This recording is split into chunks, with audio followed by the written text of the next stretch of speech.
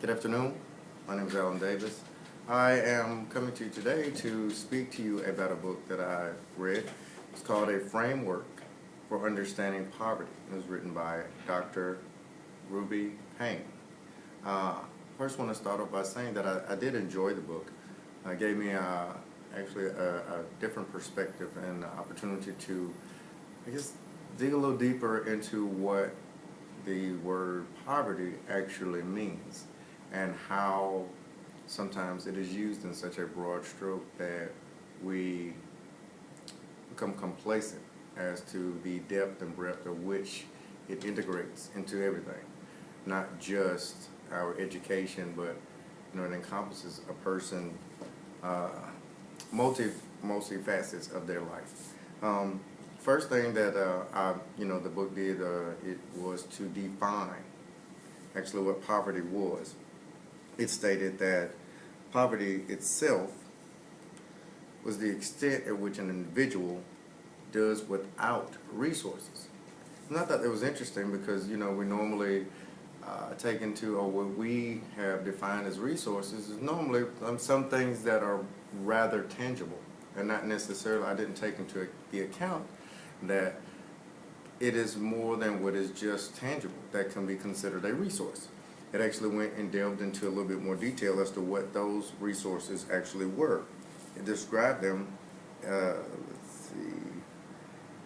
as financial, emotional, mental, spiritual, physical, the type of support system that we actually have, relationships that we have nurtured, as well as knowledge of some unspoken rules that we deal with, that we have the capacity to interact with Mr. Lyons, can you please put this man off? at some point during our life. Okay? Put this man off. And looking at those particular, what they were called is resources, it made me stop and think that are these things that I at any point or would have been able to identify as resources for the students that I actually teach, or even if it wasn't a child that I taught, or to recognize it in a group or a certain portion of the population itself as ever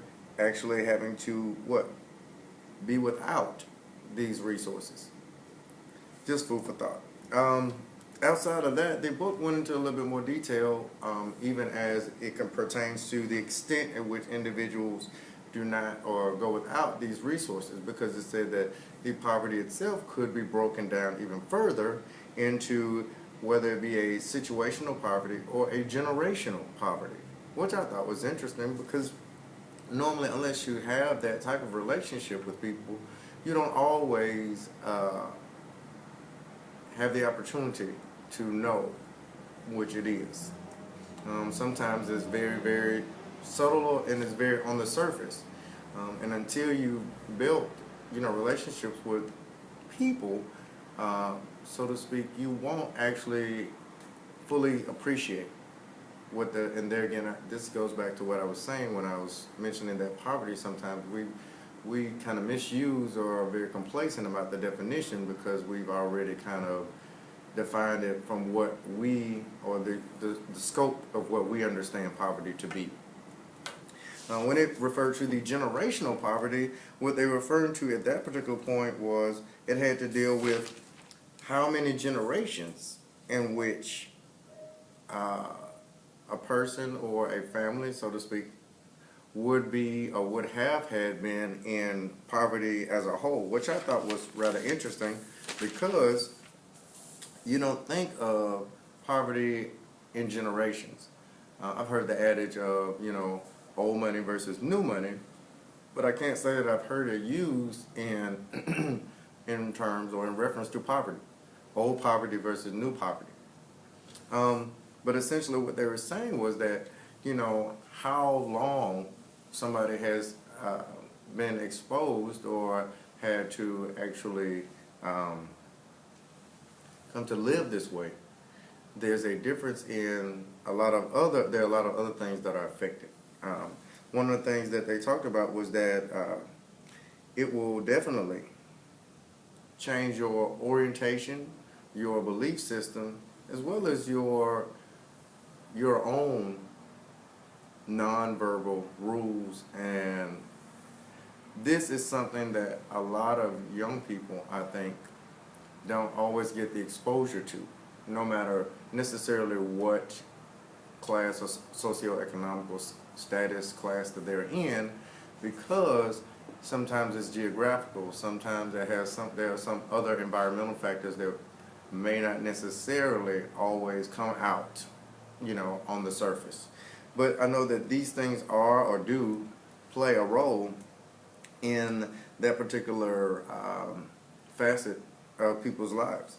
Now, when it comes to the more situational poverty, that's one that we all, I think, are a bit more familiar with, or we see a little bit more often, because what it had to do with was more so an event that happened, much like a Katrina, or a change in job status, or a change in marital status for that meaning. And so that in itself is more so what I think people define more as poverty, not realizing that poverty over a couple of generations are different. They have, over a couple of generations, you develop a different type of culture. The attitude about society itself on a very, very basic level is different. The attitude is that, I'm old. Society owes me one. As opposed to when they're being at an event where this has not been a norm, this has not been a constant, then you'll find that those individuals and that normally have a little bit more formal language, that they use. This is not, or the idea of poverty is not commonplace in them. It is just where we are at the moment.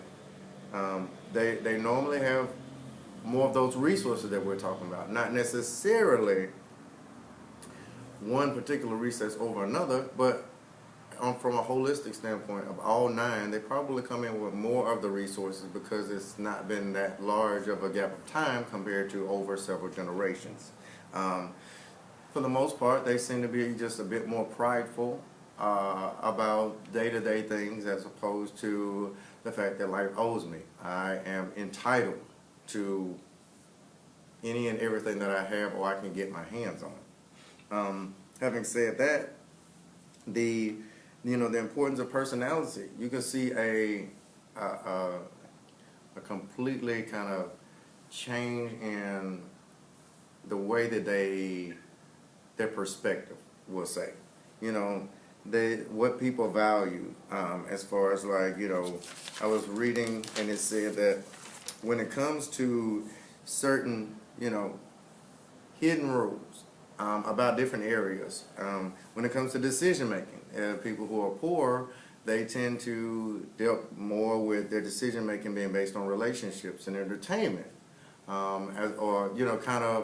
living in the moment, so to speak. If everybody wants to do this, let's do this kind of thing, as opposed to, in a different or work class status, the individuals leaned a little bit more toward work and achievement. Just as a couple of other things, money was seen as an expression of personality and used for entertainment when it was among those who were impoverished, as opposed to in the working class, money was like, a resource, a source of security, stability. And so this is what I mean by, on a fundamental level, you have this difference in culture, these unspoken rules that, seem subtle unless you pay attention and you start to see that this is more commonplace in each of these socioeconomical areas. People who are poor, their world tends to be just a bit smaller.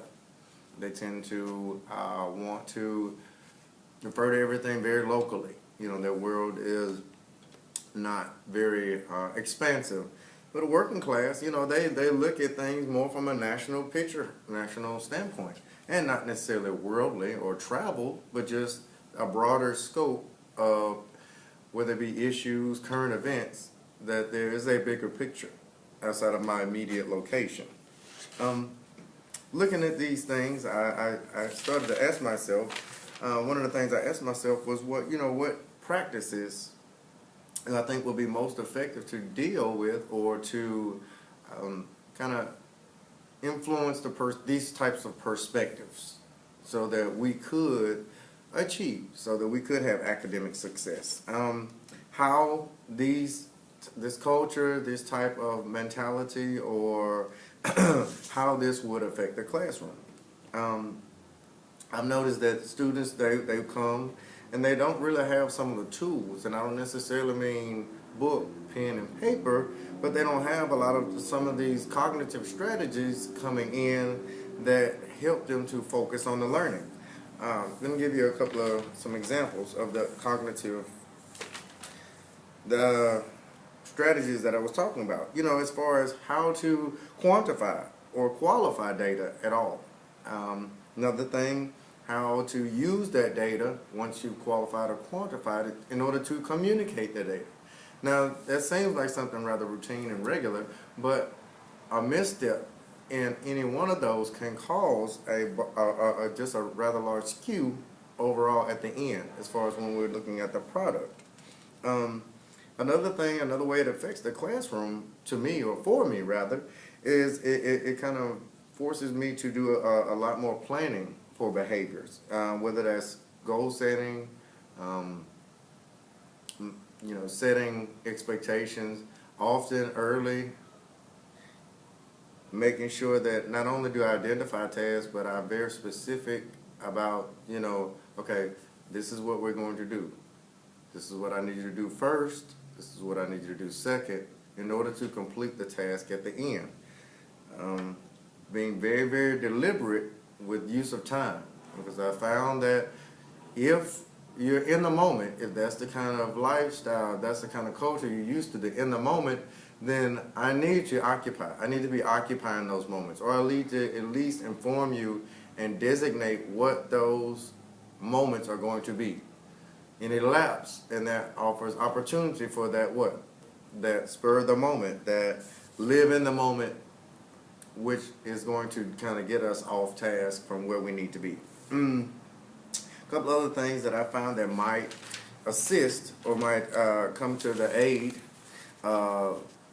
working with or manipulating that sort of mind frame / culture would really be organizing. So a lot of people who are of this mindset of spur of the moment or live in the moment aren't always organized. They don't have that strong sense of whether it be structure, whether it be time management, whether it be self-management for that moment, just for the simple fact that that can be changed by the personal relationships that you have around you.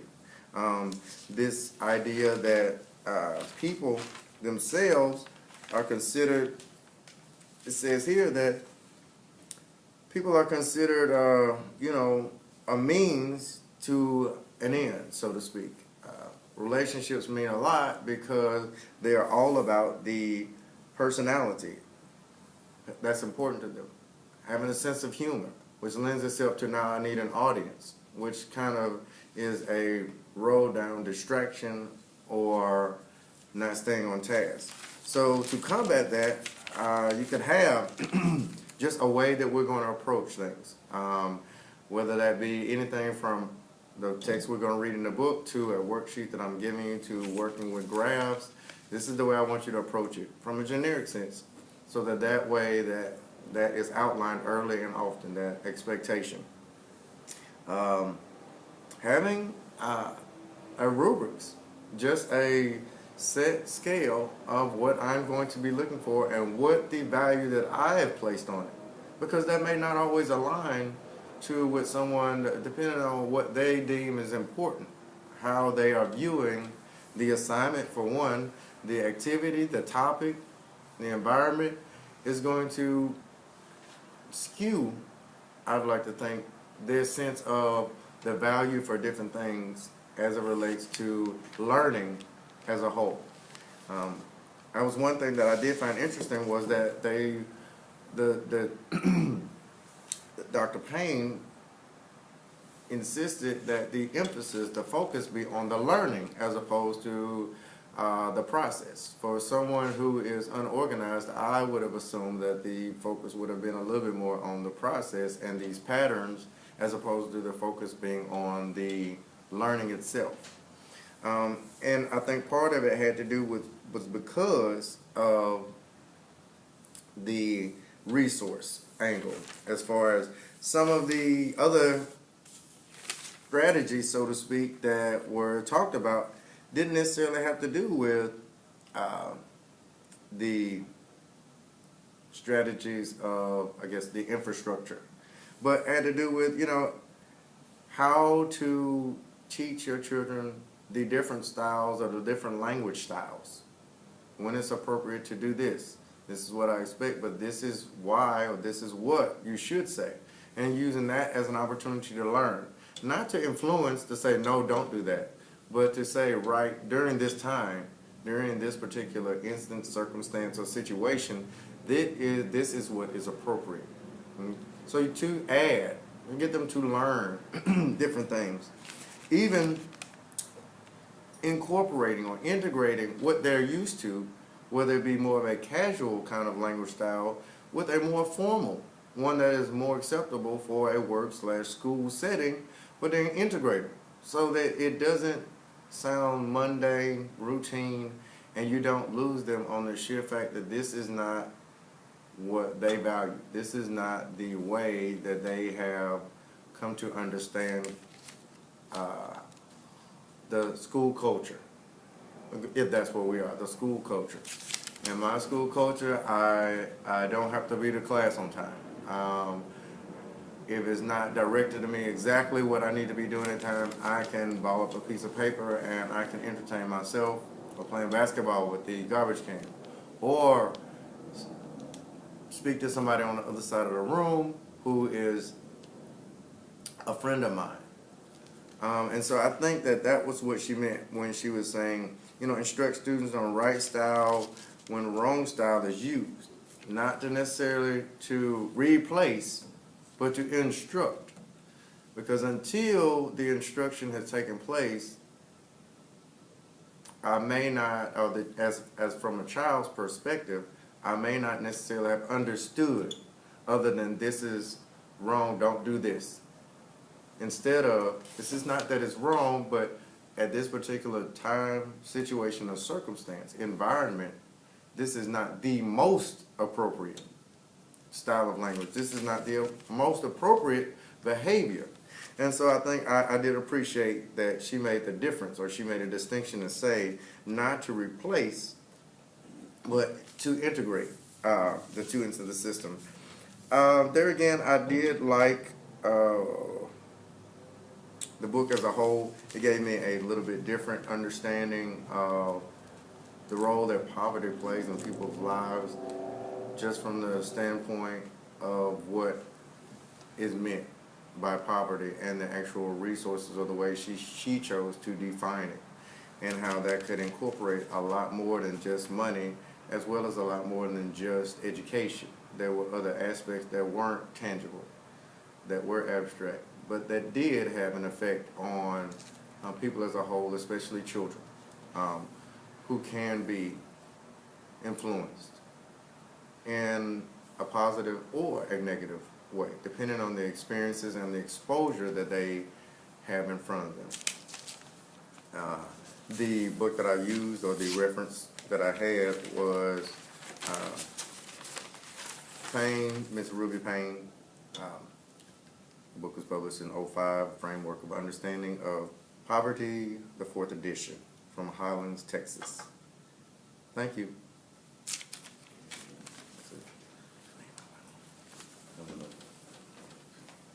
You want to play it back?